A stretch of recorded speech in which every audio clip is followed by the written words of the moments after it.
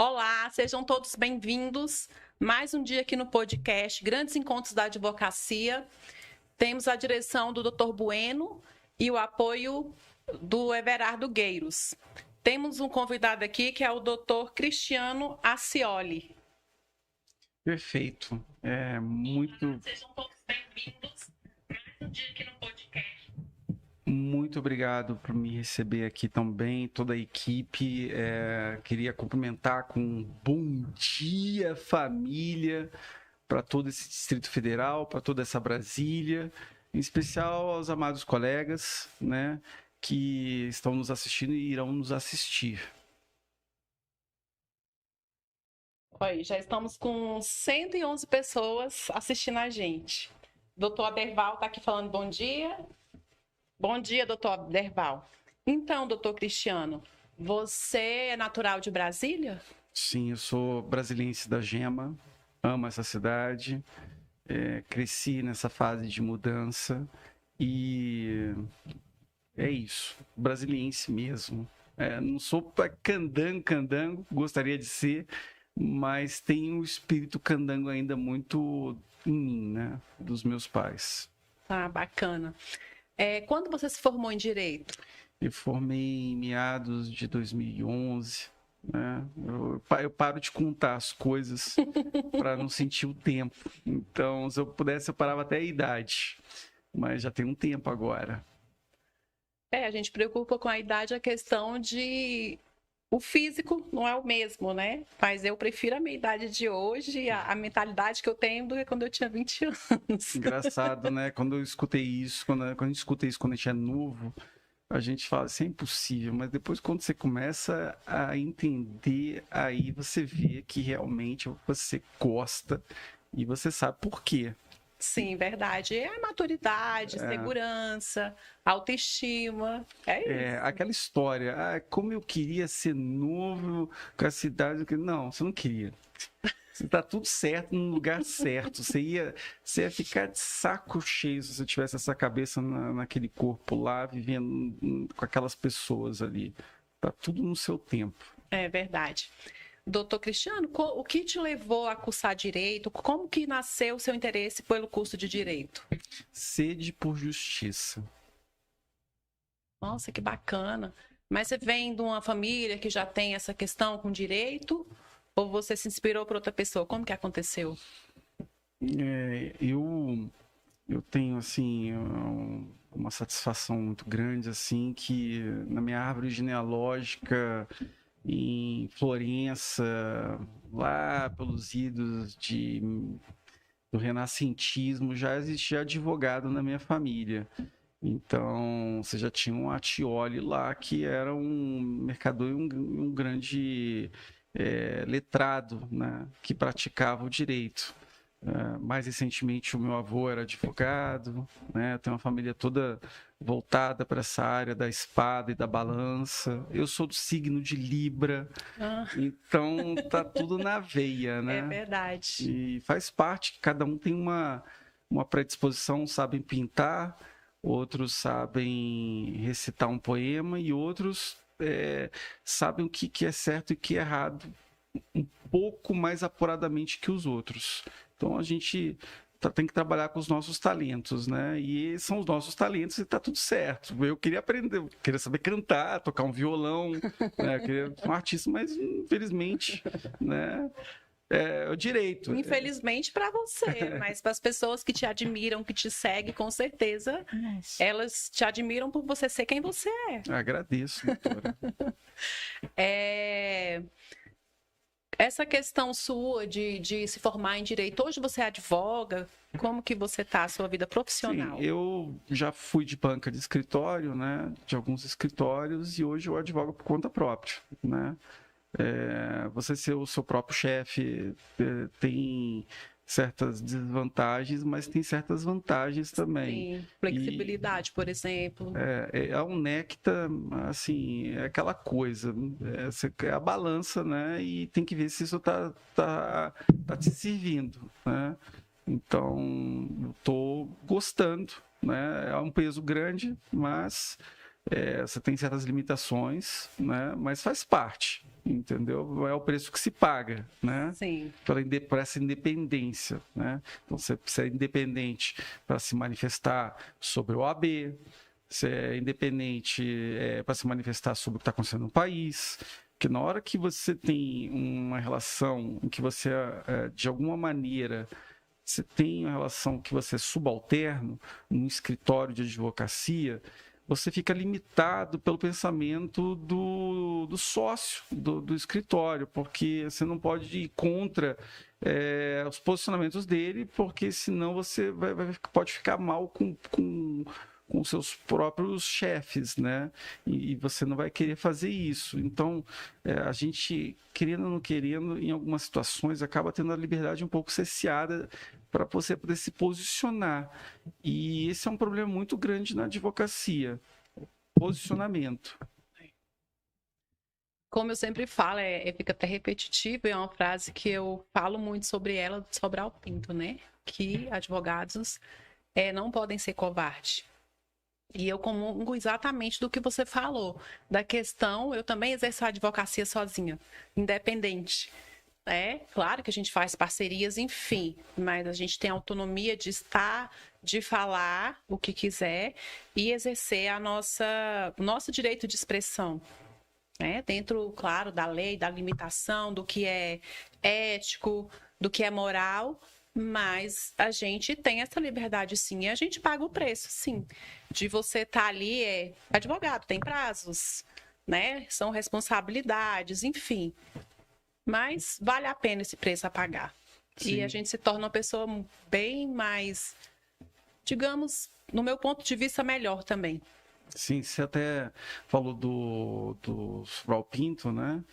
E é uma frase que eu fico pensando, porque eu já escuto ela há muito tempo, sabe? E ela tá meio que... muito. Não, e assim, eu acho ela uma excelente referência, porque ela dita da sua boca, você falando, eu tenho meu respeito, mas eu vejo ele sendo o tempo inteiro recitado por covarde. Assim, é uma frase muito... assim, todo advogado com certo já tempo, ele já sabe dessa questão da coragem sobre o Pinto, tá? E todo mundo esqueceu a coragem, tá só na frase dele e ele tá enterrado lá se remexendo agora. Né? Inclusive, eu estava lembrando aqui de um recém-advogado, que é o Sebastião, que era juiz, né, desembargador e virou advogado. Ele é um que pode, para mim, ele tem meu respeito. Assim, eu estou deixando de fora algumas pessoas, alguns advogados, mas assim, eu estou vendo a advocacia muito acovardada, sabe? Isso não é de hoje. Essa conversa aqui é uma conversa que já está desgastada nesse sentido, porque a gente está aqui acompanhando um processo de degradação da advocacia há anos. E eu escuto Sobral Pinto há anos.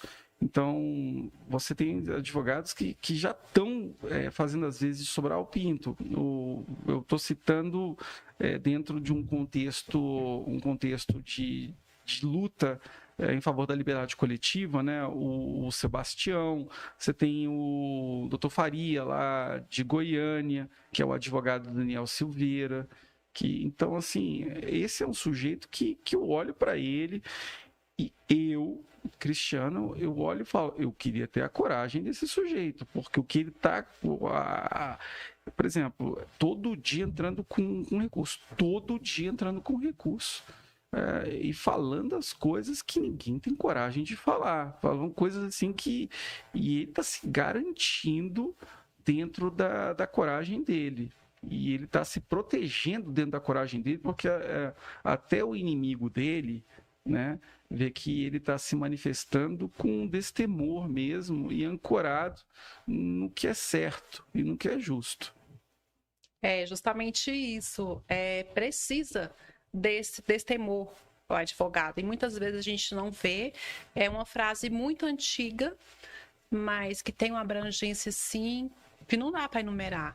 A questão pessoal ou individual do próprio advogado, né? Você falar o que pensa de uma forma coerente, de uma forma lícita e ao mesmo tempo você usa isso também para defender o seu cliente. Então tem essas duas vias e são muito amplas. E a gente repete e realmente hoje a gente vê advogados como massa de manobra.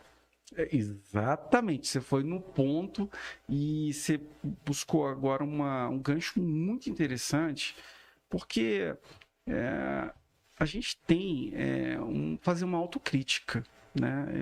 E é um gancho duplo aqui, porque a gente está falando de coragem. Assim, onde você já viu? Deixa eu fazer uma pergunta para você, né? E fica também a indagação aos nossos ouvintes. Você já viu um eletricista com medo de eletricidade, de altura?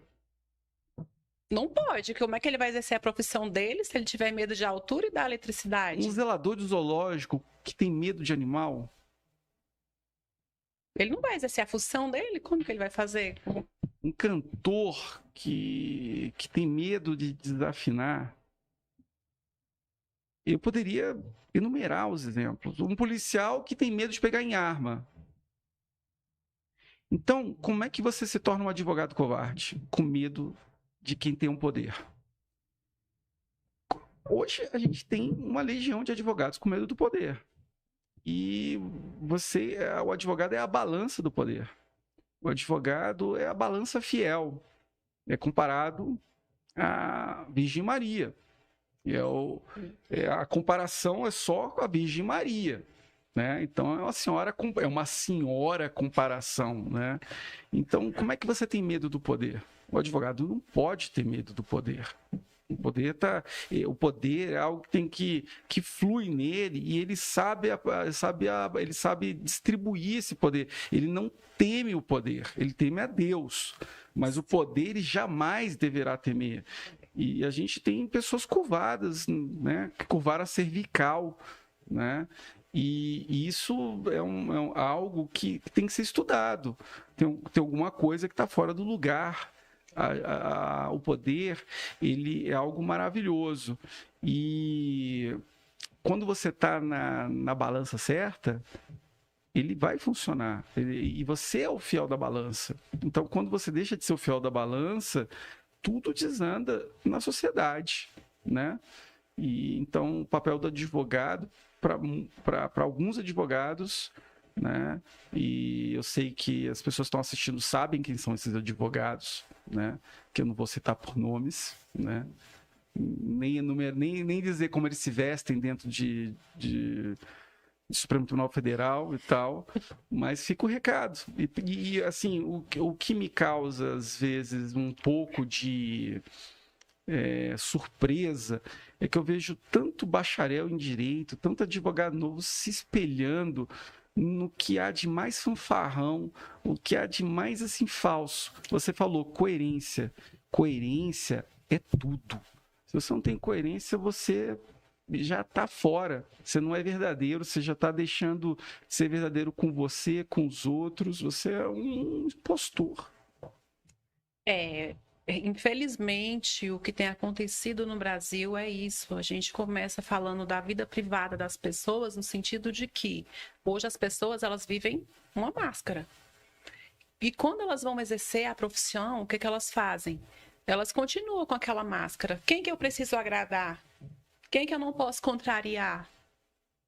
Então, infelizmente, a nossa profissão hoje ela está sucateada.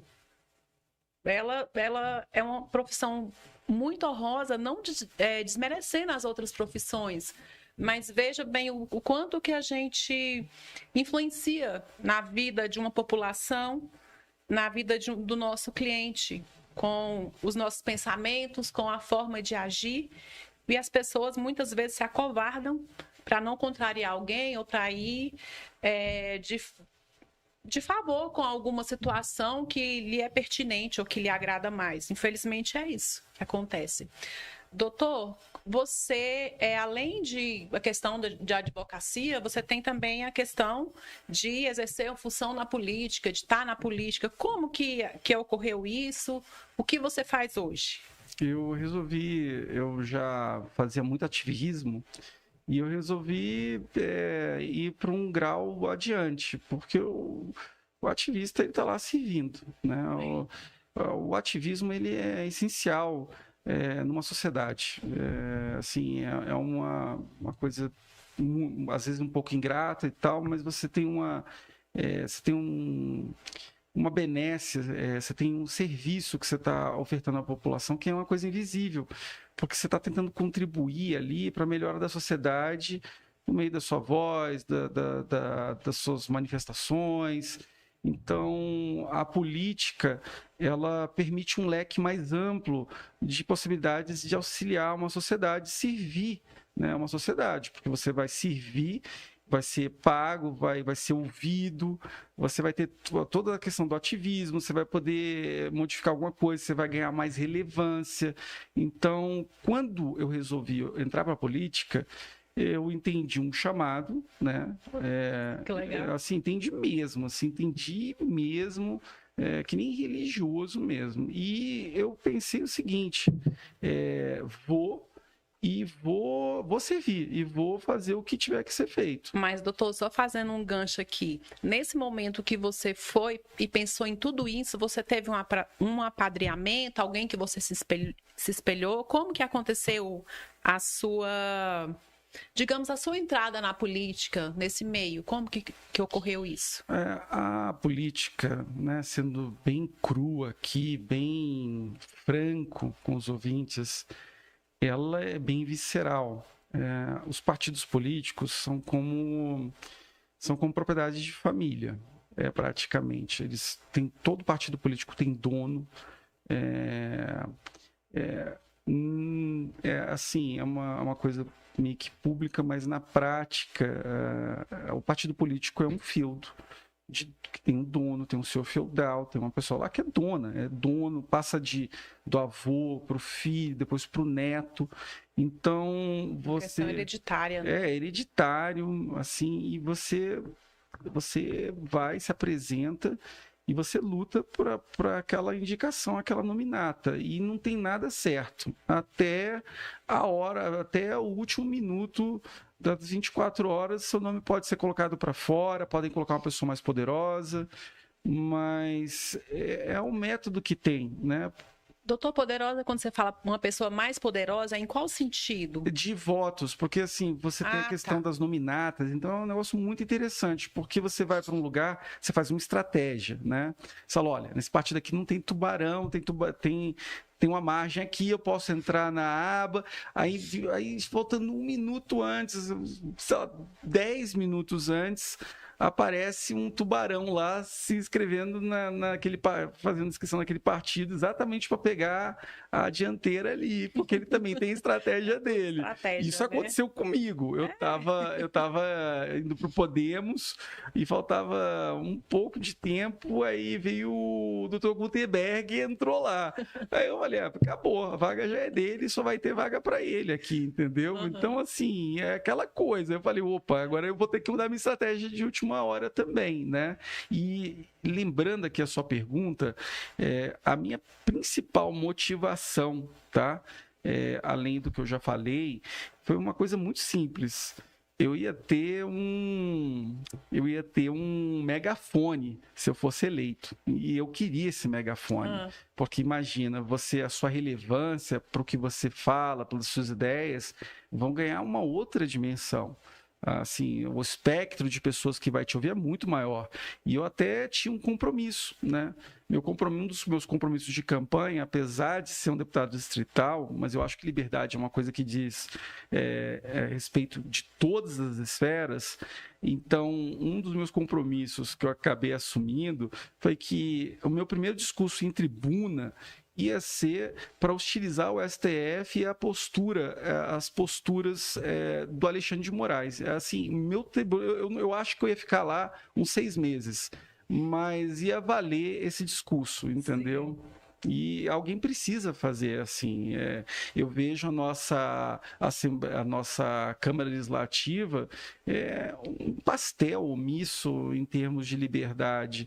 É como se o Distrito Federal fosse uma nação independente, que não tivesse acontecendo nada no país, assim. que os problemas são só os problemas locais daqui. Infelizmente, né?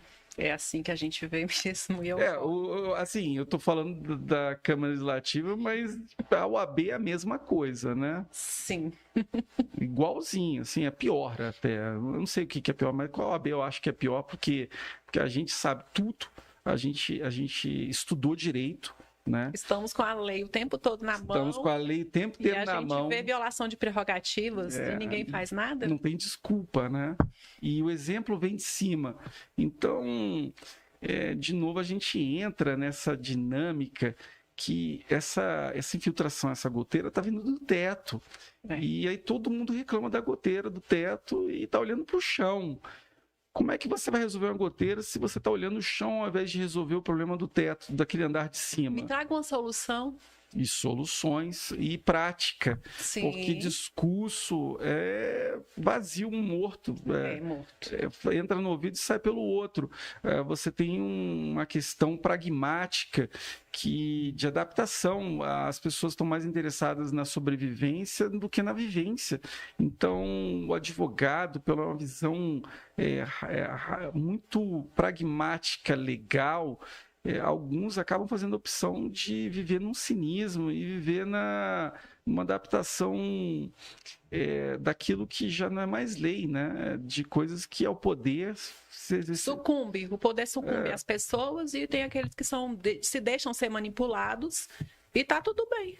E tá tudo bem. Isso, para eles, né? Pra gente não. Então, a questão de você ter sensibilidade... O advogado ele tem que ter sensibilidade com a liberdade. Assim, a profissão dele, os símbolos da profissão dele que a gente coloca nos nossos cartões, é a balança. Como é que você vai viver indiferente a essa balança? Como é que você trabalha com isso? Esse é seu ganha-pão, esse é o seu amor, é o seu estudo, você gosta de ver isso e você é indiferente aos desequilíbrios assim, horrorosos que estão acontecendo. Você está fechando os olhos. E a justiça, ela tem olhos fechados. O advogado não pode ter olhos fechados. A justiça tem que ter olhos fechados. A justiça é inerte, né, doutor? Exato. Se a gente não for lá na justiça e levar a situação, né, o advogado agir da melhor forma possível, procurar uma solução, ela não vai saber o que está acontecendo, ela não vai agir, enfim. De uma forma bem popular falando, é isso que acontece. É isso que acontece. Então, a questão da gente ser aguerrido, da gente mostrar o que é melhor, às vezes até mudar uma lei, uma legislação, a gente tem que ter tem que ser aguerrido, tem que ir para o fronte, lutar e mostrar isso para a gente poder mudar a sociedade, legislação, enfim, e que as coisas sejam de uma forma diferente. A gente está aqui exercendo o nosso direito de expressão. E hoje a gente tem um marco, né, exatamente no dia de hoje, que é da ditadura. O que você tem a dizer sobre isso? Como que você vê a questão da ditadura e esse marco? É um grande pesar isso aí, né? É uma grande derrota, uma grande derrota para a sociedade brasileira, é uma grande derrota para a justiça, é uma grande derrota para todo advogado, é uma derrota para toda a família, é uma grande derrota, é uma derrota para o Alexandre de Moraes, porque é uma derrota para ele. Assim, ele vai ter o aprendizado dele. E eu não gostaria de ter o coice que ele vai ter que receber da vida, né, dos ensinamentos, do que ele está fazendo. Porque ele usurpa algo que não é dele e ele faz o que ele está querendo. O poder é do povo, né? É do povo. Assim, existe um conto que eu não me recordo bem, entre 3 homens, né, que estavam com uma determinada situação e estavam com determinado utensílio, e eles dividiram em 3. Né? A história está meio mal contada, eu sei, mas o moral da história é que você tem certas coisas, tem que dividir, porque você sucumbe, você não aguenta aquilo. Então, eles dividiram entre os 3, né? Eu agora não sei a história perfeita, mas assim, a ideia é o que interessa. O poder é uma coisa que se você pegar aquilo tudo para si, você entra em colapso. Então, a censura do Twitter, ela é um colapso, ela é um colapso que estava escrito já. Era uma coisa que está seguindo uma concatenação de fatos. Você não precisa ser um jurista para entender que a gente ia chegar nesse ponto, você não precisa ser um jurista para entender o abuso criminoso que foi feito. Então, as pessoas elas estão muito cínicas. E aí, algumas estão muito cínicas e outras têm uma estratégia. Mas, assim, você discutir uma questão jurídica, por exemplo, tá? Você pegar, você intimar, né? Está tudo errado ali, mas aí a pessoa ainda faz um capricho, né? Você intimar pelo Twitter o Elon Musk, aquilo ali não teve nada para poder debater juridicamente. Eu fico pasmo, porque eu fico, assim, com todo respeito, eu peço a gentileza da compreensão, mas eu fico muito impressionado de ler advogados gastando energia para explicar por que aquilo está errado. Se um advogado não sabe por que está errado, ele não tinha nem que ser advogado, porque é questão muito básica, não tem. É questão tão básica, tudo que foi violado ali. Eu vi umas análises no nível rasteiro, a um nível mais complexo, falando de súmula 410 e tal. Não tem nem que ter súmula, porque, assim, é uma questão de esgotamento de vias. Você primeiro teria que tentar, por lei, intimá-lo lá nos Estados Unidos, fazer carta e tal. Então, assim, e a gente está falando de um sujeito que escreveu um livro de direito constitucional. Errar, o Joãozinho erra. O Joãozinho tá lá, o Joãozinho, como é que é lá os três que sempre aprontam no direito penal, que são sempre... Tício, né, viu? Você tá lá, o Tício tá lá, ele erra, entendeu? O Tício erra, porque o Tício erra. Ele pode errar e ele erra. Agora, um sujeito que escreve um livro de direito constitucional, aquilo ali não é erro, aquilo ali foi um insulto. Aquilo foi um insulto. Então, assim, a coisa ela não está na entrelinha, ela está na linha de frente ali. O sujeito pegou, colocou, você está intimado aqui pelo seu próprio Twitter, olha só, eu posso. Então, assim, ele se avocou e usurpou do poder que ele sabe que tem. Ele falou, vou fazer um insulto para você. Você não falou que eu era seu papel higiênico, não fez uma foto que eu era seu papel higiênico? Você não fez uma foto falando que eu vou ser preso? Então, olha aqui também para você. Está intimado aqui pelo Twitter. Olha que ironia. Doutor, você vê isso como uma questão pessoal? Lógico, tá ali passou. Olha, por incrível que pareça, as pessoas não vão entender. Algumas vão. Mas até então, eu vi o Alexandre de Moraes com respeito. Porque ele me mostrava culhão. Ele me mostrava coragem, e é uma coisa que eu admiro, porque você ter firmeza. Agora, um sujeito que está protegido pela CIA, que está com a costa gigantesca, quando ele tem uma atitude dessa, ele mostra que ele perdeu a noção da realidade, que ali não é mais coragem, ali é soberba, ele perdeu a linha, entendeu? Então, mesmo ele cometendo todas as atrocidades, ilegalidades e absurdos, eu estava com admiração por ele, porque, querendo, todo errado, pelo menos ele estava tendo coragem de ser errado. E isso é uma coisa que eu admiro, assim, tenho minha admiração como inimigo, entendeu? Tenho minha admiração. E, assim, acho que o respeito e a admiração entre os inimigos é uma coisa virtuosa, sabe? Mas na hora que ele fez isso, ele falou, esse aí tá perdido, entendeu? Tá perdido, entendeu? Você calar diretamente 30 milhões de brasileiros, assim, quando você tem só 3 países do mundo, de acordo com a G1, pelo menos, que eu li, né? Eu não sei se tem mais algum outro, mas você vê, não chega nem a completar os 5 dedos da mão. Quando você coloca o Brasil do lado de medida de Coreia do Norte, China e Venezuela, e prestem atenção, Coreia do Norte do nosso Kim Jong-un. Então, assim, lá é o ápice do totalitarismo, onde os deuses de lá, eles são deificados, porque os ministros do Supremo, eles não se consideram deuses mais, eles têm certeza que eles são.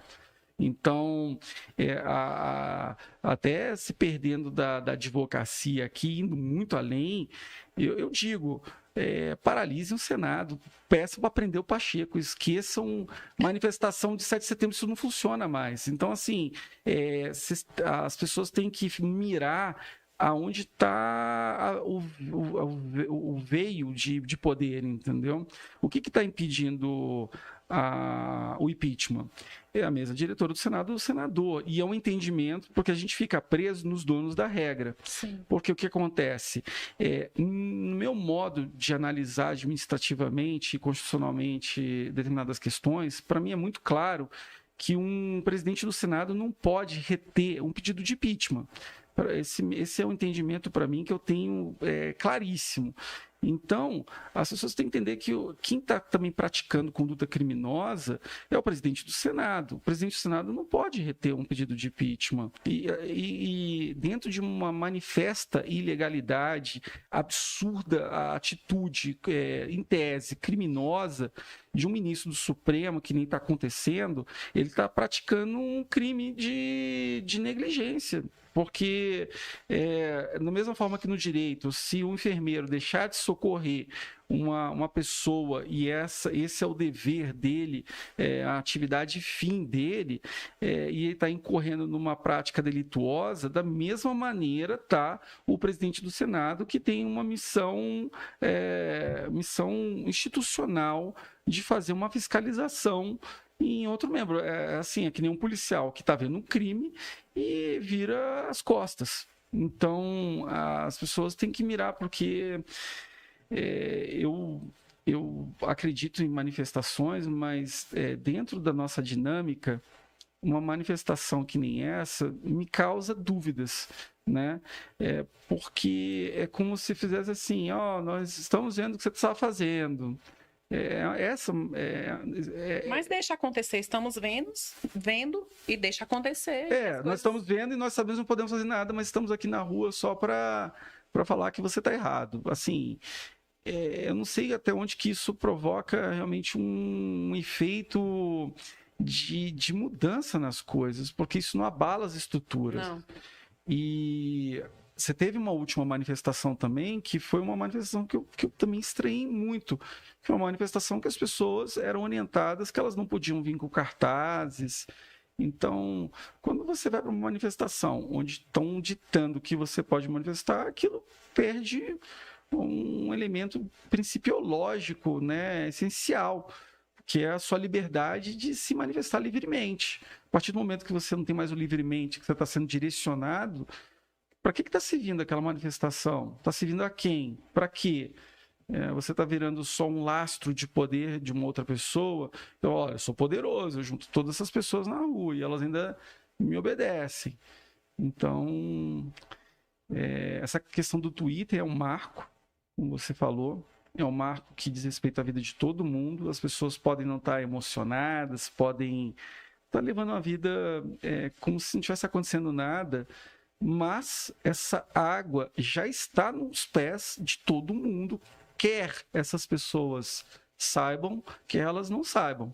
Então, assim, esse nosso direito aqui, de estar aqui conversando, ele está na fila. O Instagram, onde está sendo transmitida a live, está na fila também. Então, a partir do momento que você cerceia o verbo, a palavra de todas as coletividades, você está colocando na fila tudo que é expressão humana, até a foto e a maneira que você expressa uma imagem. A questão é até onde vai dar a pé isso, né? No avião, em 2018, eu falei, hoje vocês não estão calando uma pessoa. Vocês não estão calando uma pessoa. Vocês não estão calando a pessoa. Por que você está assim tranquilo? Porque vocês não estão calando só a mim. O que vocês fizeram hoje aqui, vocês calaram milhões. Vocês calaram aqui 200 milhões. O Lewandowski calou 200 milhões.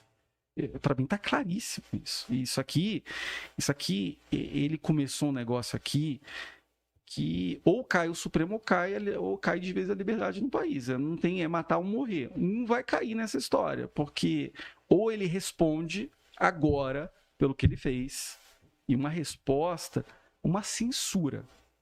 Se ele tivesse respondido uma censura, só o ministro tivesse falado, ele fez errado, a gente não estava aqui agora conversando. Mas como que ocorreu essa situação? A gente fica bastante nítido e notório de que foi uma forma, como você disse, de calar, né? Caracteriza uma ditadura, lógico, não tem outra caracterização. Mas aí naquele momento, olhando o vídeo, eu percebo que você está sentado e o ministro Lewandowski estava, no caso, à sua direita. Esquerda. À sua esquerda.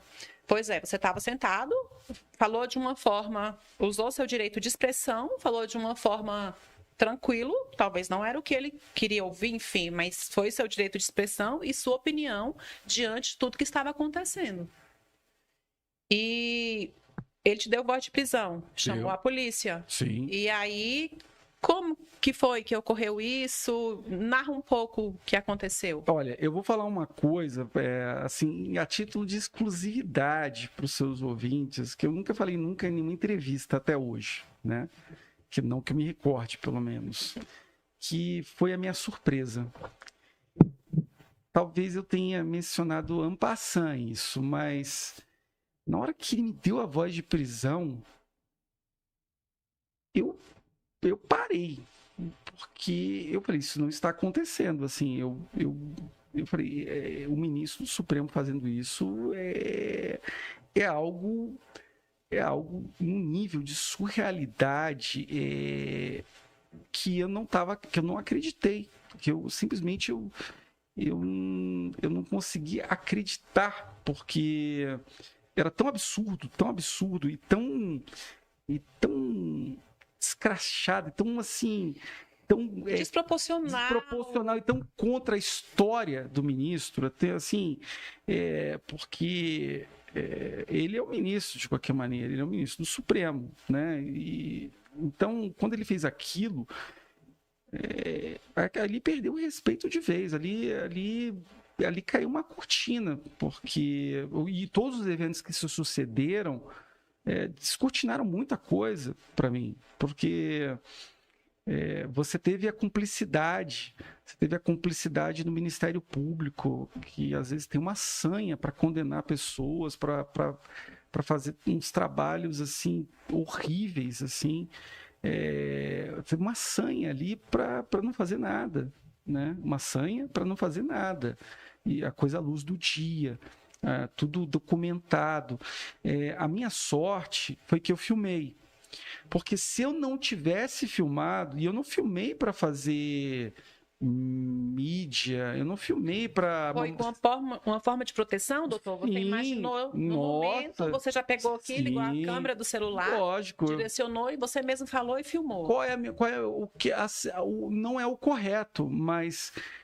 o que a minha palavra contra a palavra de um ministro do STF? Eles vão colocar a palavra do ministro do STF maior que a minha, quando ela é igual à minha. Sim. E fora os testemunhas, mas testemunhas elas se dobram pelo poder. Sim. Eu sabia com quem eu estava lidando ali, só que não sabia que ele ia adiante, mas eu me precavi.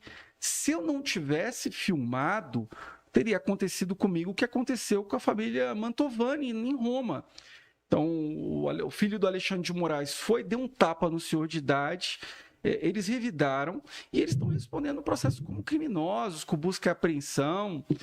Então, assim, e eles não filmaram. Se eles tivessem filmado, não estava isso, porque eles não tiveram nem direito de ter as imagens. Eles tiveram que ver as imagens sem celular, numa sala e com um perito. E eles não puderam pegar as imagens, porque se essas imagens forem divulgadas, as pessoas vão derrubar o Supremo Tribunal Federal. O medo deles é esse. Essas imagens não foram divulgadas por conivência. Porque se você divulgar o ministro xingando, o ministro Alexandre de Moraes lá, ofendendo a família toda, o filho dele dando tapa, ameaçando, falando, vou usar tudo, vocês são acabados, o Supremo vai destruir vocês. Eu acho que até as baratas, até o sangue das baratas vai esquentar.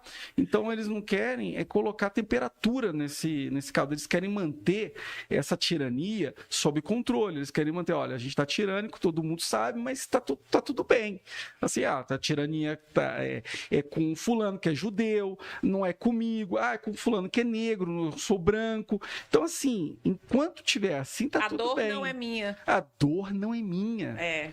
Então, é a questão, mais uma vez, da solidariedade humana. Você não pode ter indiferença no negócio desse. A dor do irmão é a nossa dor. É. E a gente tem que sentir isso.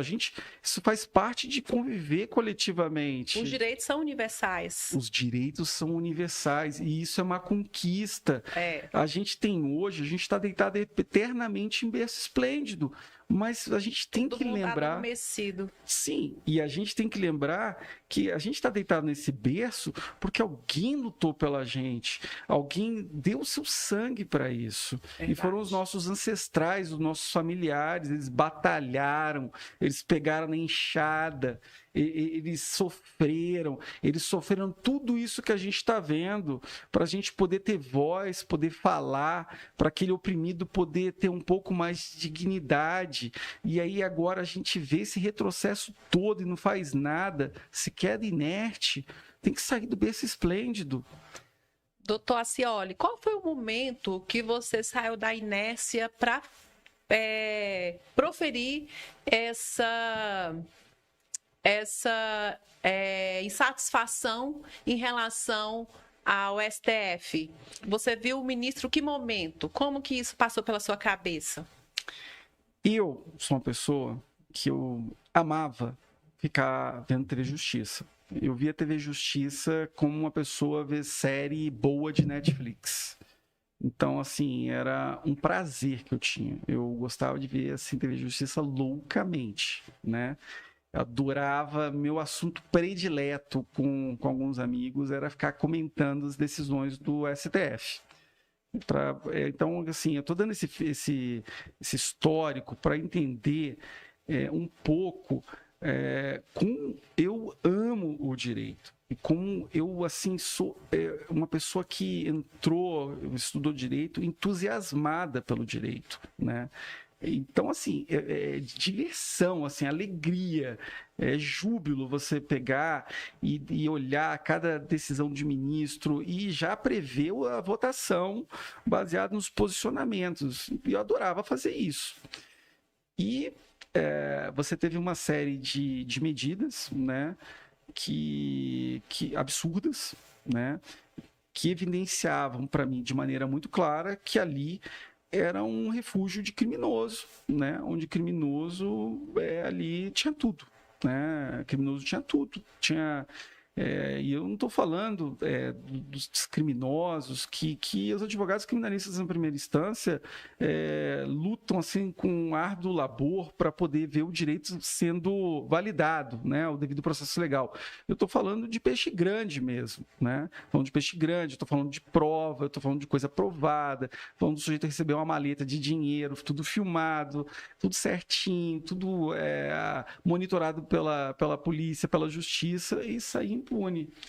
Então, aquela série de decisões foram evidenciando isso. Eu vou dar o ápice, talvez, perto do ápice, foi na hora que fatiaram os direitos políticos, né? Foi inclusive o Lewandowski que fez isso, fatiou os direitos políticos da Dilma. Ali foi um ápice, porque foi uma construção absurda de coisas que foram se sucedendo, mas acho que aquilo foi uma das partes finais, né? Poxa, para o Collor foi uma coisa, para a Dilma foi outra, e você vê um regime de exceção claríssimo sendo construído ali. E eu faço a contravolta, né, do que eu estou dizendo, que eu gostaria que o Supremo Tribunal Federal tratasse o cidadão que nem ele trata bandido. Eu gostaria, hoje eu vejo que se o Supremo Tribunal fizesse isso, estava resolvido o problema do Brasil. O Brasil era uma potência, não era em 10, 20 anos, era em um ano isso aqui já era um outro país. Por que o Supremo Tribunal Federal não trata cidadão como ele trata bandido? Essa é uma pergunta que todo mundo tem que fazer. Ou então vamos fazer o contrário. Nós somos todos iguais perante a lei? Somos todos iguais. Por que ele não trata? Vamos fazer então um reverso. Por que eles não tratam, então, um traficante, um mega delinquente, como eles tratam uma senhora de idade de 69 anos, condenada a mais de 13 anos de cadeia? Por que não tratam um bandido como ele tratou essa senhora? Então, assim, a justiça, ela tem duas formas de validade. E uma das formas, a gente volta à coerência, que a coerência é a régua. Se você usa uma régua num caso e você usa uma régua do outro, você destrói, corrói, infiltra toda a segurança jurídica do país. E eu não estou falando só do Supremo agora, eu estou falando lá da primeira instância. Sim. E isso é visível. As pessoas podem negar a luz do sol, mas o sol vai nascer todos os dias. Vai. E está aí para a gente aferir. Agora, o que eu estou querendo colocar aqui é para você fazer uma reflexão. Porque quando você se queixa da advocacia, em quem que você não votou nas últimas eleições? Quais foram as suas considerações, né? Para poder escolher. Você pensou só no seu bolso? Eu acho que pensar no bolso está certo. A gente tem que pensar no nosso bolso. Sim. Mas a gente tem que fazer outras considerações também. Porque a gente está inserido nisso. Você faz parte desse mundo. Você faz parte desse caldo aqui. Você não está em outro planeta. Então, né? E são duas vertentes, né? Em quem você vai votar e quais foram os critérios que você usou, os requisitos, ou eu não vou votar porque eu não vou mexer com política. Você também está influenciando e sendo omisso. Tem Sim. tudo isso. E as pessoas, às vezes, não raciocinam, não vê dessa forma. Mas a verdade é essa. Doutor Cristiano, a gente está encaminhando para o fim do nosso debate. Está muito bom. Aprendi muita coisa aqui. Eu espero que a gente possa continuar em outro momento. E você quer deixar alguma rede social, alguma comunicação para os nossos ouvintes? Eu, infelizmente, junto com outros tantos milhões de brasileiros, pessoas fabulosas, foram caladas na calada da madrugada. O Brasil perde expoentes incríveis, pessoas verdadeiramente engajadas na busca da verdade, em noticiar fatos, em lutar pelo país, né? Eu queria fazer uma homenagem, infelizmente, a minha rede de Instagram atualmente, ela tá uma coisa mais pessoal, eu fechei, né? Porque às vezes você tem que se defender um pouco, tem que dar uma fechada. E eu separei um pouco, usei o Twitter para política, então eu não tenho nem onde me seguir mais por enquanto, né? Por enquanto eu estou calado, né?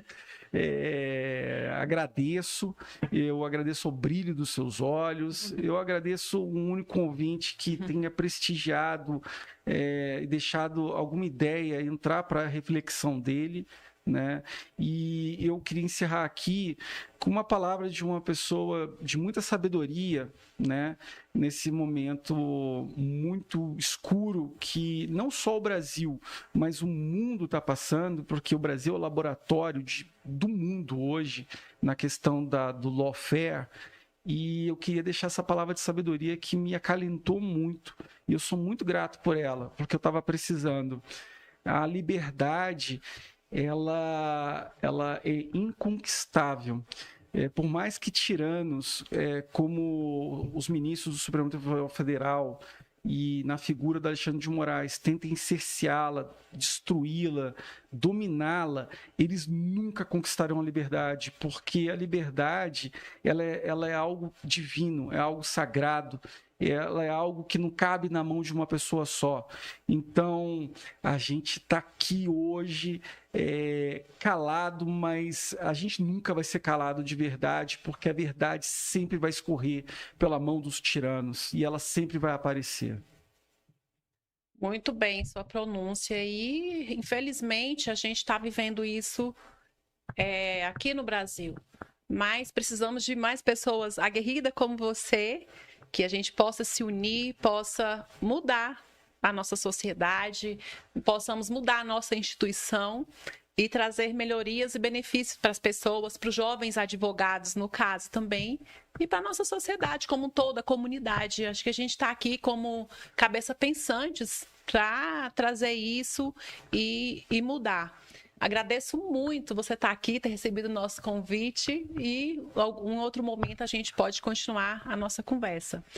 Gente, hoje tivemos muitas perguntas aqui no chat, eu estou acompanhando, mas o nosso bate-papo aqui é bem extenso, a gente está até cortando, que a gente tem hora aqui, mas eu agradeço vocês por estarem aqui participando com a gente e espero que vocês sempre venham trazer audiência e trazer questões também. Vocês já sabem o meu Instagram, loruana.adv, LORRUANA. Vocês podem no direct enviar sugestão de palestrantes e de pauta também, tá? E aguardo vocês. Tenham um ótimo sábado. Obrigada. Tchau, tchau.